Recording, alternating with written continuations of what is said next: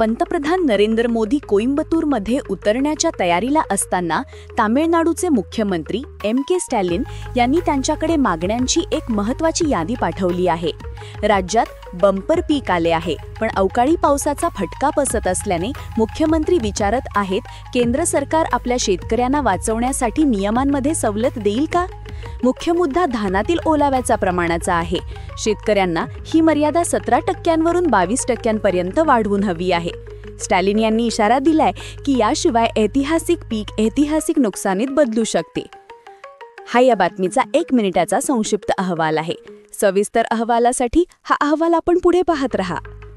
18 November 2025 रोजी पंतप्रधान नरेंद्र मोदींच्या नियोजित कोइंबतूर दौऱ्याच्या 1 दिवस आधी तामिळनाडूचे मुख्यमंत्री के स्टॅलिन यांनी राज्यातील शेतकऱ्यांच्या चिंता सर्वोच्च पातळीवर नेल्या. सोमवारी लिहिलेल्या एका अधिकृत पत्रात स्टॅलिन यांनी धान खरेदी संदर्भात केंद्राने तात्काळ हस्तक्षेप करण्याची मागणी केली.